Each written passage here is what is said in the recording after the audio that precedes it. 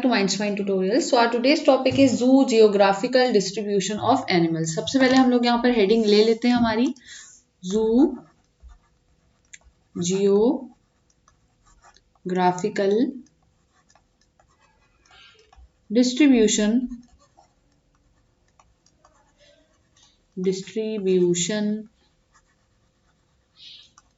of animals. Fine, ये आज का हमारा टॉपिक रहने वाला है। एमएससी बीएससी स्टूडेंट्स दोनों के लिए इम्पोर्टेंट लेक्चर रहेगा, तो दोनों ही क्लासेस के स्टूडेंट्स इसको अटेंड कर सकते हैं। Really sorry. सो अब हम लोग स्टार्ट कर देते हैं। यहाँ पर फर्स्ट ऑफ ऑल एक थोड़ा ब्राइट कलर यहाँ पर लेना ज्यादा प्रॉपर रहेगा, क्योंकि हमारी स्क्रीन जिस टाइप के कलर की है तो उसमें फाइन। तो अब क्या होता है, सबसे पहले मैं यहाँ पर थोड़ी बहुत बात करूंगी, तो इंट्रोडक्शन की करते हैं हम बात। इंट्रो, ठीक है। सिनॉप्सिस अगर कुछ तरह से अगर हम डिस्कस करते हैं, सबसे पहले इंट्रोडक्शन आता है किसी भी चीज का। तो इंट्रोडक्शन ये कहता है कि जो जियोग्राफिकल डिस्ट्रीब्यूशन होती है, अब मैं सिर्फ इतनी जू जियोग्राफिकल का मतलब है, यहाँ से जू से मतलब क्या होता है, एनिमल से रिलेटेड। तो हम एनिमल से रिलेटेड बात कर रहे हैं, ये तो हमें पता ही है, लेकिन अब हम यहाँ पर डिटेल में जितने की बात करेंगे वो जियोग्राफिकल की बात कर रहे हैं। तो जो जियोग्राफिकल डिस्ट्रीब्यूशन होता है एनिमल्स का, अगर हम पूरे होल वर्ल्ड में देखते हैं तो उसको कहते हैं zoo geographical distribution of animals. तो सबसे पहले इस वर्ड की, ये जो वर्ड हमारे सामने लिखा हुआ है जू जियोग्राफिकल, अगर हमसे कोई पूछ लेता है कि इसकी डेफिनेशन हम वहां पर बताएं, तो आप क्या कहोगे कि जो जियोग्राफिकल डिस्ट्रीब्यूशन होता है किसका, एनिमल्स का, वो भी कहां, over the whole world, over the whole world, उसको कहते हैं zoo geographical distribution of animals. Innumerable types के एनिमल्स अर्थ के ऊपर देखने को मिलते हैं, एक नहीं दो नहीं बल्कि बहुत सारे डिफरेंट तरह के इनन्यूमरेबल टाइप्स ऑफ एनिमल्स हम अर्थ के ऊपर देख सकते हैं। सो इनका नंबर बहुत हाई होता है, इसीलिए हम ये कह सकते हैं कि अर्थ, पूरी एंटायर अर्थ पे हम इसको डिस्ट्रीब्यूट करा हुआ देख सकते हैं या देख पाते हैं। ये एक नॉर्मल सी बात होगी।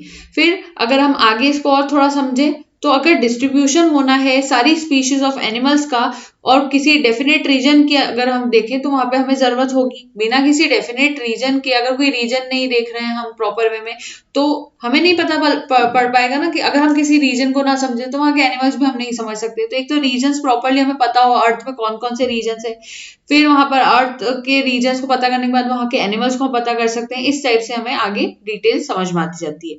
तो क्या हुआ कि जब लास्ट सेंचुरी, अगर हम पिछली सेंचुरी की बात करें, तो बहुत सारे ऐसे साइंटिस्ट आए जिन्होंने अपने व्यूज को प्रपोज किया, किसके ऊपर, इस जियोग्राफिकल डिस्ट्रीब्यूशन ऑफ एनिमल्स के ऊपर अपने व्यूज को बताया। उसमें से दो साइंटिस्ट के नेम्स मैं यहाँ पर आपको डिस्कस कर रही हूँ।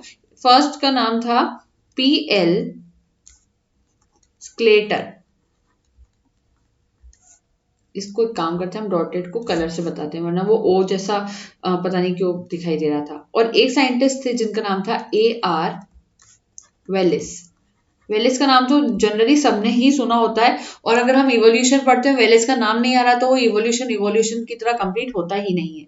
सो पीएल स्क्लेटर पहले साइंटिस्ट थे जिन्होंने ये प्रपोज किया कि ये जो जियोग्राफिकल डिस्ट्रीब्यूशन ऑफ एनिमल्स है, इसके रिगार्डिंग क्या मैप हम देखेंगे। तो कहीं ना कहीं एक मैप जो होता है वो इन्होंने पीएल स्क्लेटर ने बताया था। फिर उसके बाद बात आई 1876 की। ये 1876 का टाइम था जब AR वेलिस ने उनके खुद के जो व्यूज थे वो प्रपोज किए, और उन्होंने ये सर्टेन चेंजेस बताए स्क्लेटर के ओपिनियन में। जो स्क्लेटर ने बात कही थी उसमें सर्टेन चेंजेस लाए, सर्टेन चेंजेस इन स्क्लेटर्स ओपिनियन। स्क्लेटर में मैंने गलती से ए पहले ले लिया, ए बाद में आएगा, स्क्लेटर्स ओपिनियन। थोड़े से चेंजेस उन्होंने दिए स्क्लेटर के ओपिनियन में। और उन्होंने क्या कहा, अकॉर्डिंग टू हिम, मैं वो पॉइंट यहां पर आपको लिख कर दूंगी ताकि आप भी प्रॉपर्ली नोट्स फॉर्म करें। According to him, the surface of earth, the surface of the earth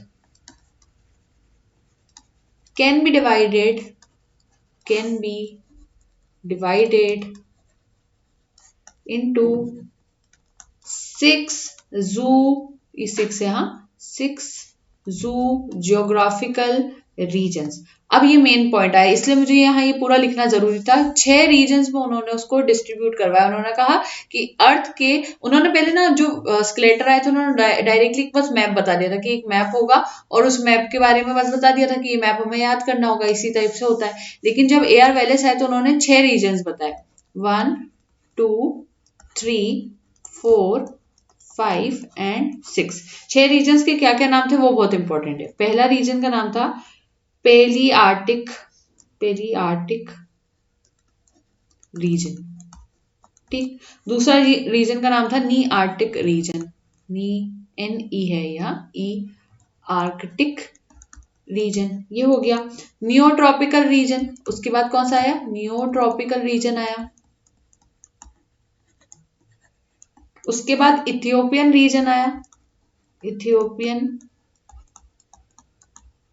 reason. उसके बाद ओरिएंटल रीजन आया, ओरिएंटल रीजन। और लास्टली एक रीजन का नाम जो उन्होंने बताया था ऑस्ट्रेलियन रीजन, ऑस्ट्रेलियन रीजन। ये 6 रीजन्स थे जिनका नाम किसने दिया था, वेलेस ने दिया था। कहीं ना कहीं उन्होंने स्केलेटर के ओपिनियन को ही थोड़ा सा मॉडिफाई करके ये 6 नाम दिए थे। उसमें से सबसे पहला नाम जो है पेलियार्टिक रीजन, हम उसको समझेंगे। तो पहले तो मैं यहाँ स्क्रीन को थोड़ा सा एडजस्ट कर लेती हूँ। तो अब पेलियार्टिक रीजन में सबसे पहले, पेलियार्टिक रीजन के मैं फिर से पूरी हेडिंग नहीं ले रही हूँ, बस इसी के आगे लिख रही हूँ। तो सबसे पहले आती है जियोग्राफिक लिमिट्स। क्या आती है, geographic limits, geographic limits. Geographic limits थी कि सबसे पहली बात ये आपको पता होना चाहिए, लार्जेस्ट रीजन था। सबसे बड़ा अगर कोई रीजन बनता था या इन सब में है तो वो कौन सा है, पेलियार्टिक रीजन है। तो लार्जेस्ट रीजन कौन सा है इन सब में, पेलियार्टिक रीजन है। और लार्जेस्ट रीजन का एरिया कितना होगा अगर ये कोई पूछ ले तो 140, 100 और यहाँ 1000 ऐसे करके याद रखा है, आपको भी रखना है। स्क्वायर माइल्स, इतना बड़ा रीजन था इसका। इसके अंदर कौन कौन से एरियाज इंक्लूडेड थे, यूरोप आ गया था, चाइना था, जापान था, नॉर्थ अफ्रीका, नॉर्थ अफ्रीका था, नॉर्थ सहारा था, नॉर्थ सहारा, साइबेरिया और हिमालय, थोड़ा बहुत हिमालय, उसके अलावा थोड़ा बहुत अरेबिया, ठीक। तो ये रीजन्स थे, यहाँ से यूरोप से लेकर अरेबिया तक रीजन्स हमने यहाँ नोट करें। उसके बाद फिजिकल कैरेक्टर्स क्या थे इस रीजन के, तो यहाँ पर जो मैं यहाँ देखिए सब एक जगह ही लिखती जा रही हूँ। अभी हम पेलियार्टिक में ही डील करें, अभी बाकी के जो ये 6 है, ये सारे 6, इनके बारे में भी मैं बात नहीं कर रही हूँ, अभी सिर्फ पेलियार्टिक रीजन चल रहा है। तो फिजिकल कैरेक्टर्स थे कि यहाँ का जो क्लाइमेट था, क्लाइमेट यहाँ का टेम्परेट हुआ करता था, हुआ है या कह सकते हैं, तो टेम्परेट था। यहाँ पर वेट फॉरेस्ट हुआ करते थे, अच्छे घने जंगल थे, और वो भी कैसे, थोड़े नमी वाले हुआ करते थे। ड्राई लैंड्स भी थे इन एरियाज में, ड्राई लैंड भी थे, और एवरग्रीन फॉरेस्ट भी थे, यानी ऐसे फॉरेस्ट जो कभी सूखते ही नहीं है, हम उनको एवरग्रीन फॉरेस्ट कहते हैं। तो वो भी यहाँ पर थे। वेरिएबिलिटी भी बहुत ज्यादा थी किसके अंदर, रेनफॉल में और टेम्परेचर में। तो रेनफॉल में और टेम्परेचर में बहुत ज्यादा वेरिएबिलिटीज थी, डिफरेंसेस आते थे इसके अंदर, किसके अंदर, रेनफॉल में और टेम्परेचर में। तो ये तो बात हो गई इसके फिजिकल कैरेक्टर्स की। उसके बाद बात आती है फौना। फौना किसको कहते हैं हम, यानी कि यहाँ पे पाए जाने वाले एनिमल्स वगैरह कौन कौन से थे। तो फौना में ये जो रीजन था, यहाँ पर 135 फैमिलीज, 135 फैमिलीज टेरेस्ट्रियल वर्टिब्रेट्स की देखने को मिलती थी, वर्टिब्रेट्स की, ठीक है। टेरेस्ट्रियल यानी कि लैंड पे चलने वाले एनिमल्स, वो भी वर्टिब्रेट्स, उनकी कितनी फैमिलीज थी, 135 फैमिलीज थी। उसमें से 33, इस 135 को अगर मैं डिवाइड करूं तो 33 फैमिलीज जो थी वो मैमल्स की थी। इसमें से 33 कौन से थे, मैमल्स थे फैमिलीज में। 68 फैमिलीज वहां पर बर्ड्स की थी, 68 फैमिलीज किसकी थी, बर्ड्स की थी। 24 फैमिलीज वहां पर किसकी थी, रेप्टाइल्स की थी, रेप्टाइल्स। उसके बाद 10 फैमिलीज वहां पर एम्फीबियंस की थी। तो एम्फीबियंस को मैं पूरा कंप्लीट नहीं लिख रही हूँ, एम्फ लिख रही हूँ बस। 10 फैमिलीज उसकी थी। इसके अलावा in addition to this there are total 13 families of fresh water fishes found in this region. इसके अलावा 13 एडिशनल फिशेस की फैमिली भी थी, फिशेस की, ठीक। तो ये तो हो गया फौना। अब अगर हम फिश की बात डिटेल में करते हैं तो मैं यहाँ फिश को इस साइड पर लिख रही हूँ। फिश की बात अगर मैं थोड़ा सा डिटेल में करूं तो जो फिशेस यहाँ पाई जाती थी वो कौन सी थी, साइप्रिनिड फिशेस थी, साइप्रिनिड फिशेस। ये पहला पॉइंट हो जाता है। साइप्रिनिड फिशेस यहाँ पर पाई जाती थी, few species of cat fishes भी साथ में इसके साथ पाई जाती थी, तो यहाँ पर कैट फिशेस भी आ जाएंगी, कैट फिशेस। तो ये दो वर्ड्स को आपको याद रखना है। उसके बाद बात आती है एम्फीबियंस कौन कौन से टाइप के थे, तो एम्फीबियंस को पूरा नहीं लिखते हुए सिर्फ एम्फ लिख रही हूँ। तो मेजोरिटी यहाँ पर टेल्ड एम्फीबियंस की थी, टेल वाले एम्फीबियंस थे, समझ में आ रही बात। अब उसमें कौन कौन से थे, नेक्ट्यून्स थे यहाँ पर, नेक्ट्यून्स के बाद यहाँ पर साइरन थे, साइरन। उसके बाद थे प्रोटियस, प्रोटियस के बाद यहाँ पर थे राना, ब्यूफो, राना के बाद ब्यूफो आ जाएगा। उसके बाद हाइला। इतने सारी चीजें यहाँ पर एम्फीबियंस के अंदर मतलब कैटेगरी या हम कह सकते हैं वेरिएबिलिटीज देखने को मिल जाती थी। तो ये थोड़ी स्पेस कम पड़ रही, मैं और नीचे ले रही हूँ, अभी कंप्लीट नहीं हुआ है। एम्फीबियंस के बारे में अगर मैं थोड़ी बात कर लेती हूँ रेप्टाइल्स की, रेप्टाइल्स। तो रेप्टाइल्स कितने तरह के थे यहाँ पर, रेप्टाइल्स में लिजार्ड्स थे, टॉर्टोइसेस थे, स्नेक्स थे। स्नेक्स अच्छा कौन से थे, पिट वाइपर था, पिट वाइपर के बाद यहाँ पर ट्रॉन्क्स था, ट्रॉनिक्स था, ट्रॉनिक्स। उसके बाद यहाँ पर हम वेरेनस को ले सकते हैं, वेरेनस। इतने सारे तरह के रेप्टाइल्स यहाँ पर थे। उसके बाद अगर मैं एव्स की बात करूँ यानी बर्ड्स की बात करूँ यहाँ पर, तो 53 स्पीशीज बर्ड की थी। कितनी थी, 53 स्पीशीज, स्पीशीज कह रही हूँ, फैमिलीज नहीं कह रही हूँ, स्पीशीज कह रही हूँ।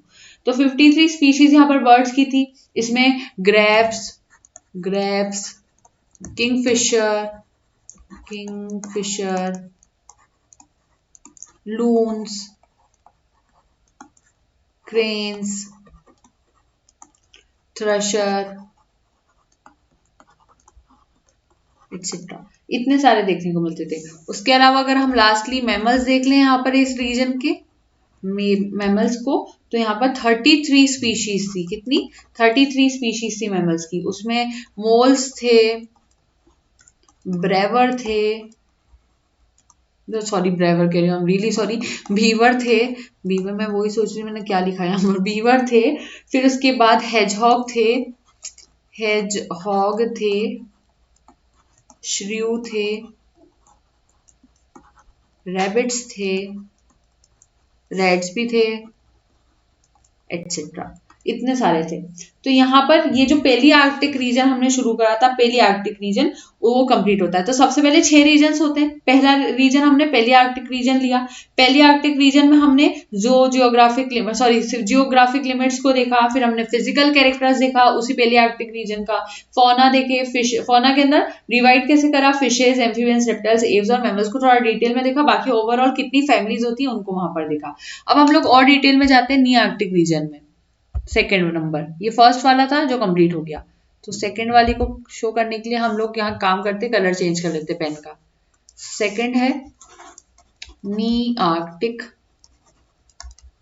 रीजन। ऊपर वाला कौन सा था, पेली आर्कटिक रीजन था। अगेन जियोग्राफिक लिमिट्स आएगी, तो मैं आप पूरी स्पेलिंग नहीं लिखूंगी, आपने पहले देख ली। जियोग्राफिक लिमिट्स ऐसे लिखना है, इसमें पूरा एंटायर नॉर्थ अमेरिका आया था, एंटायर नॉर्थ अमेरिका। पहली बात तो ये हो गई, एंटायर नॉर्थ अमेरिका। ग्रीनलैंड आया, ग्रीनलैंड। एक सेकंड, अगर हम इसको थोड़ा और लिखें तो एक चीज और ऐड कर लेते हैं, मैक्सिकन प्लेटू भी यहाँ ऐड कर लो, मैक्सिकन प्लेटूज। ठीक है, वो सारे जो कहना चाहिए रीजन्स थे वो नियार्कटिक रीजन में इंक्लूडेड थे। Next is physical characters. इस रीजन के फिजिकल कैरेक्टर्स क्या थे, अगर हम कैरेक्टर्स की बात करते हैं तो इसमें अनइवन कंडीशंस ऑफ टेम्परेचर देखने को मिलती थी, अनइवन कंडीशंस टेम्परेचर की, यानी कभी टेम्परेचर ज्यादा हो जाएगा, कभी कम हो जाएगा, कुछ कह नहीं सकते कि क्या होगा। ना ही टेम्परेचर हमें पता होता था, ना ही यहाँ पर हमें क्लाइमेट पता रहता है। ठीक, और यहाँ पर आर्कटिक ग्रीनलैंड, आर्कटिक ग्रीनलैंड था, देखने को मिलता था, वो भी कहां पर, नॉर्थ में। ठीक है, ये बात समझ में आ रही है। ऑफ मतलब थिक लेयर ऑफ आइस वाला देखने को मिलता था। जैसे सब कहते हैं ना नॉर्थ पोल मतलब बिल्कुल एक्सट्रीम एंड हो जाता है अर्थ का, वहां जितनी ठंड होती है बहुत ज्यादा ठंड होती है, वहां उससे ज्यादा ठंड कहीं और हो ही नहीं सकती नॉर्थ पोल से ज्यादा। तो ये वो वाले एरियाज उसी तरफ आते थे। अब बात करते फाइनली फौना की। यहाँ पर फौना कौन सा मिलता था? अब आप कुछ स्टूडेंट्स ऐसी चीजें सोच रहे होंगे मन में कि मैम फ्लोरा तो पढ़ा ही नहीं रही, सिर्फ फौना पढ़ा रही। तो अगर आपको याद होगा टॉपिक ही हम देख रहे हैं zoo geographical distribution of animals, इसलिए मैं फ्लोरा यहाँ पर आपको नहीं बता रही हूँ। बॉटनी स्टूडेंट्स होते और अगर हम ये लेक्चर कहीं ना कहीं बॉटनी से रिलेटेड देख रहे होते तो कहीं ना कहीं हम यहाँ पर प्लांट्स का डिस्कशन करते, लेकिन अभी फिलहाल ये लेक्चर जूलॉजी से रिलेटेड है, हम लोग फौना के ही डिस्कशन करने के लिए लेक्चर को बना रहे हैं, तो हम लोग इसमें यही चीजों को देखेंगे। सो फौना की अगर हम बात करते हैं तो यहाँ पर 120 फैमिली ऑफ वर्टिब्रेट्स देखने को मिलती है, 120 फैमिलीज ऑफ अगेन किसकी? वर्टिब्रेट्स की। ये बात क्लियर हो गई। अब मैं आगे डिटेल की बात करती हूँ। सबसे पहले मैं लूंगी फिशेस को, यहाँ पर लूंगी फिशेस ले लेते हैं। फिशेस में कौन कौन सी फिशेस देखने को मिलती थी? Cat fishes, garpike, garpike, polyodon, pomoxis fishes, pomoxis fish etcetera. Next is amphibians. Amphibians इस रीजन में कौन कौन से थे? एम्फीबियंस, एम्फीबियंस कौन कौन से थे? टेल्ड एम्फीबियंस से, अगेन टेल्ड, टेल्ड एम्फीबियंस से, ये याद रखना। कौन कौन से थे? एम्फ्यूमा, एम्फ्यूमा, एक्सोलोटल, फिर उसके बाद साइरन, और कुछ टेल लेस एम्फीबियंस भी थे। Tail less, tail less amphibians. Tail less amphibians में कौन कौन से थे? ब्यूफो हाइला राना, ब्यूफो हाइला राना, ठीक है, ये दो हो जाते हैं। उसके बाद रेप्टाइल्स, रेप्टाइल्स में यहां पर आ जाते हैं ट्रायोनिक्स, टॉर्टोइस, एलिगेटर। एलिगेटर की स्पेलिंग तो आपको आती होगी बट स्टिल मैं लिख रही हूँ यहाँ पर एलिगेटर। उसके अलावा यहाँ पर क्रोकोडाइल होते थे, क्रोकोडाइल को सिर्फ सी से लिखूंगी, आप ग्रोन अप्स हैं, आपको जरूरत ही नहीं क्रोकोडाइल की स्पेलिंग जानने की, तो क्रोकोडाइल। उसके अलावा ओफियोसोरस, ओफियोसोरस शायद थोड़ा सा नया नाम होगा तो इसको लिख लेते हैं ओफियोसोरस, ये देखने को मिलता था। लिजार्ड्स थी, फ्राइनोसोमा था, लिजार्ड्स थी, फ्राइनोसोमा था, फ्राइनोसोमा, ठीक, ये था। हेलोडर्मा था, हेलोडर्मा, जो कि south west part of central America में था। Heloderma south west part of America में था, ठीक है। अब उसके बाद बात आती एव्स की। एव्स में 49 फैमिलीज थी बर्ड्स की, 49 फैमिलीज बर्ड्स की थी। इस रीजन में कौन कौन से बर्ड्स थी? पेलिकन्स थे, वल्चर्स थे, क्रेन्स थी, हॉक्स, डक्स, किंगफिशर, किंगफिशर के बाद कुकू, कुकू बर्ड था यहाँ पर। हमिंग बर्ड थी, humming bird, HUMMING, humming bird, ये सब थे यहाँ पर। ये तो हो गई एव्स की कहानी। इसके बाद मैमल्स में देख लेते हैं थोड़ा सा। मैमल्स के एरिया के लिए मैं यहाँ एरिया एक्सपांड कर दूं थोड़ा सा। तो मैमल्स के अंदर कौन कौन से मैमल्स आएंगे? वही कॉमन वाले मैमल्स का नाम यहाँ पर भी आएंगे। 24 फैमिलीज थी, पहली बात तो ये याद रखना 24 फैमिलीज थी यहाँ पर मैमल्स की। उसमें से कौन कौन से मेन मैमल्स कौन से थे? Shrew, rabbits, moles, shrew, rabbits, moles, rabbits, moles, beavers, bats, beavers, bat, deers, deers, DEERS।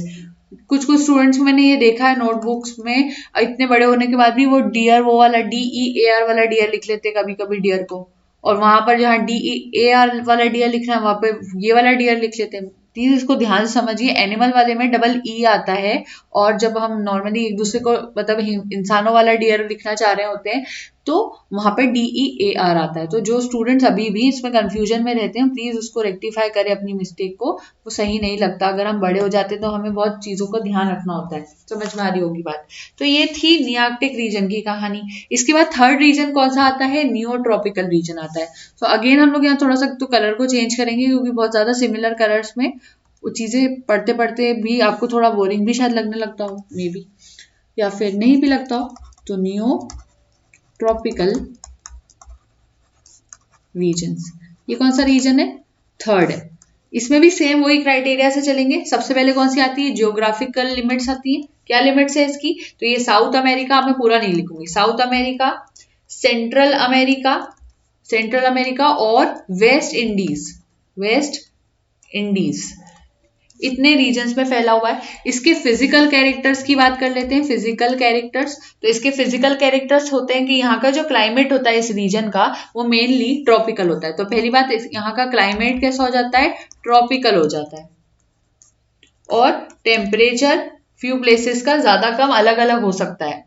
Dense forest और ग्रासलैंड जो होते हैं वो यहाँ पर मिलते हैं। तो dense forest, dense forest, dense forest and grassland, grassland यहाँ पर देखने को मिल जाते हैं। तो ये हो जाती है बात। उसके बाद ये तो चलिए अब इतना तो आपको याद रखना। उसके बाद फिजिकल कैरेक्टर्स के बाद सीधे से हमारे आ जाते हैं फौना, फौना। तो ये जो रीजन है ये 155 फैमिलीज ऑफ वर्टिब्रेट से रिप्रेजेंटेटिव रहता है। 155 फैमिलीज, 155 फैमिलीज आ जाती है यहाँ पर। अब इसको अगर हम आगे थोड़ा सा समझे, सबसे पहले आती है हमारे फिशेस वाली क्राइटेरिया। कौन कौन सी फिशेस मिलती है वो हम डिस्कस करेंगे। तो फ्रेश वाटर फिशेस अबेंडेंटली इस रीजन में मिलती है, लेकिन जो कार्ब्स होती है वो यहाँ कंप्लीटली लैकिंग होती है। तो पहली बात तो फ्रेश वाटर फिशेस यहाँ पर अबंडेंट होती है, ये पहला पॉइंट लिखना। उसके बाद कार्ब्स जो होती हैं वो यहाँ पर एब्सेंट होती है। ठीक है, -NT का मतलब एब्सेंट होता है। तो यहाँ पर कार्ब्स जो होती है वो एब्सेंट रहती है। मेन फिशेस इस रीजन की जो होती है वो चारासियन फिशेस होती है, characin fishes, cat fishes, electric eels, electric eels etcetera. इसके अलावा लंग फिशेस भी होती है यहाँ पर, लंग फिशेस, लंग फिशेस में लेपिडोसाइरन रख लेना, लेपिडोसाइरन, ठीक, वो भी यहाँ पर मिल जाती है। उसके बाद एम्फीबियंस, ये तो हो गई फिशेस की बात। अब बात आती है एम्फीबियंस की। एम्फीबियंस, ठीक, एम्फीबियंस की कहानी में आ जाते हैं एन्यूरंस। यहाँ पे मिलते हैं एन्यूरंस। एन्यूरंस कौन से, पिपा, हाइला, ब्यूफो, राना एटसेट्रा। उसके बाद आती बात रेप्टाइल्स की। रेप्टाइल्स, रेप्टाइल्स की कहानी में क्या होता है अब यहाँ पर कुछ स्पीशीज क्रोकोडाइल्स और एलिगेटर्स की मिलती है। तो क्रोकोडाइल्स और एलिगेटर्स दोनों यहाँ पर मिल जाते हैं। उसके अंदर रेप्टाइल्स में लिजार्ड्स भी आ जाती है, जो 15 फैमिलीज की होती है, जिसमें हेलोडर्मिडी आ जाती है, हेलोडर्मिडी, चिरोकोलिडी, चिरोकोलिडी, ठीक है, ये सारी नोट वर्डली आ जाती है। मेन स्नेक्स भी इस रीजन में जो होते हैं वो भी बता देती हूँ मैं आपको। स्नेक्स कौन कौन से होते हैं यहाँ पर, टिफ्लॉप्स होते हैं। एक मिनट, टिफ्लॉप्स की स्पेलिंग में यहाँ पहले मैंने गलत लिख दिया है, पहले वाई लिखना, PHLOPS, typhlops. Colubrids, colubrids, coral snakes, Boaz,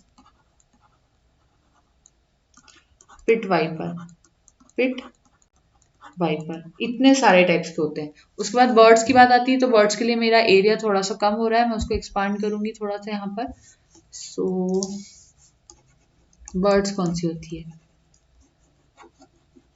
ठीक, बर्ड्स कौन कौन सी होती है अब आप खुद सोच सकते हैं। 6 फैमिलीज आ जाती है यहाँ पर। सबसे पहले तो फैमिलीज बताते हैं हम लोग, ठीक है।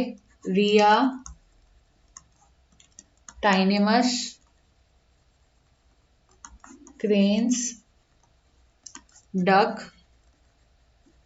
फ्लोवर्स, किंगफिशर, इबीस, गॉटस्कर, ये सारे इंपॉर्टेंट डक्स हैं। उसके बाद मैमल्स,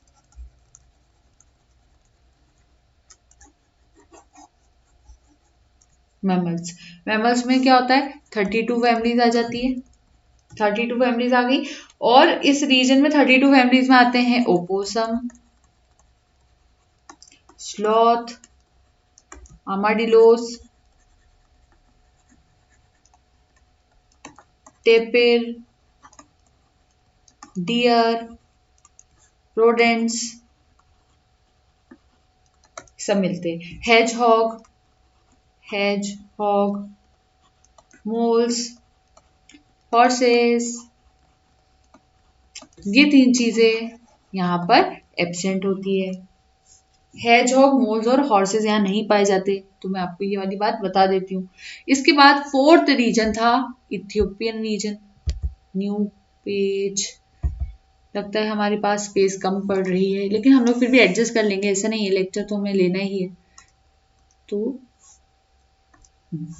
हम हमेशा सोचते हैं कि कोई ना कोई बहाने से कोई इंसान पढ़ाई ना करे, ऐसा नहीं करना चाहिए। हमेशा कुछ ना कुछ करके पढ़ाई कंप्लीट करके ही रखना चाहिए, छोटे मोटे टॉपिक्स तो कंप्लीट कर ही लेना चाहिए। तो इथियोपियन रीजन आ जाता है।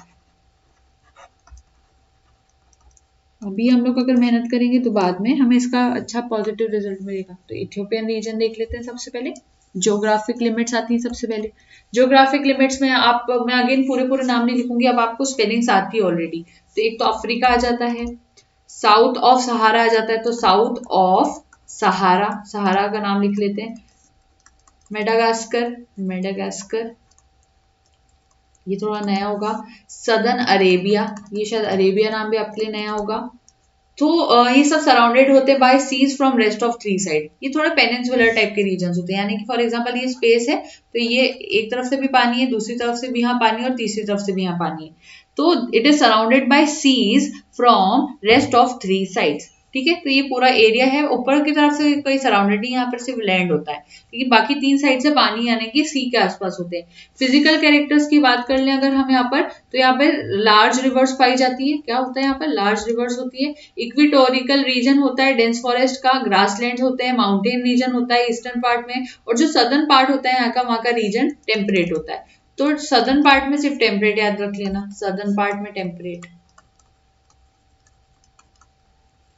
फौना की बात कर लेते हैं। 161 फैमिलीज ऑफ वर्टिब्रेट एनिमल्स होती हैं। सबसे पहले आती है फिशेज में कैट फिशेज आ जाती है, मैं CF लिख रही हूँ कैट फिशेज को। कुछ साइप्रेनेट्स आ जाती है, साइप्रेनेट्स की स्पेलिंग आपको ऑलरेडी आती है, पर फिर भी मैंने लिख दी। कारासिनेट्स, चारासिनेट, जो भी आप कहें वो आ जाती हैं। चिकलिट आ जाती है, सिकलिड फिशेस, ये सब मिलती है। एम्फीबियंस की बात कर लेते हैं अब हम। यहाँ पर जीनोपस आ जाता है, Xenopus of PPD family, Xenopus of PPD family यहाँ आ जाती है। और ये एंडेमिक होते हैं इस रीजन में, एंडेमिक। ठीक, टेल्ड एम्फीबियंस यहाँ नहीं पाए जाते, तो टेल्ड के आगे हम लगा देंगे एब्सेंट -NT। टेल्ड एम्फीबियंस यहाँ पर नहीं पाए जाते हैं। उसके अलावा यहाँ पर और कौन से एम्फीबियंस मिल जाते हैं, आर्बोरियल फ्रॉग्स मिलते हैं, आर्बोरियल फ्रॉग बहुत ज्यादा मिलते हैं। सीसीलियंस मिलते हैं, सीसीलियंस मिलते हैं। ब्यूफोनेट्स मिलते हैं, ब्यूफोनेट्स। उसके बाद रेनेट्स के बाद यहाँ पर रेकोफोरेट्स, ये सब मिल जाते हैं। रेप्टाइल्स के अंदर अगर डिटेल में बात कर ले थोड़ी बहुत, तो रेप्टाइल्स में 50 स्पीशीज ऑफ कैमेलियन फैमिली की मिल जाती है।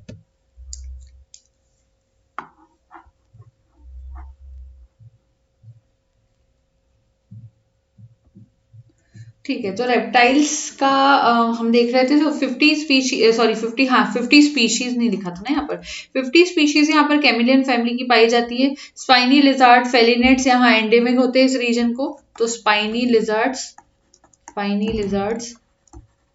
एंड फेलिनेट्स ये यहाँ पर पाए जाते हैं, एंडेमिक होते हैं इस रीजन में। पाइथन, कोलोब्रेट्स और वाइपर यहाँ के मेन स्नेक्स है, तो पाइथन, कोलोब्रेट्स COLUBRIDS, कोल्यूब्रिड्स और वाइपर्स वो मेन स्नेक होते हैं इस रीजन के। क्रोकोडाइल्स, टॉर्टॉइस भी अबंडेंटली इस रीजन में पाए जाते हैं, तो क्रोकोडाइल और टॉर्टॉइस भी याद रख लेना। रेप्टाइल्स की बात आती है बात बर्ड्स की, तो मैं बर्ड्स के लिए थोड़ा सा एरिया नीचे ले रही हूँ। आई डोंट नो, वापस से इसमें थोड़ा सा इशू आ रहा है आजकल, थोड़ा सा ये बोर्ड में इशू चल रहा है मेरा, पता नहीं क्यों प्रॉपरली यहाँ पर आता नहीं। चलो ठीक है, हम लोग फिर भी यहीं पे एडजस्ट करने की कोशिश करते हैं। बर्ड्स तो 67 फैमिलीज होती है बर्ड्स की, 67 फैमिलीज बर्ड्स में। उसमें से कौन कौन सी कॉमन बर्ड्स यहाँ पे मिलती है? Heron's, कुकूस, hornbills.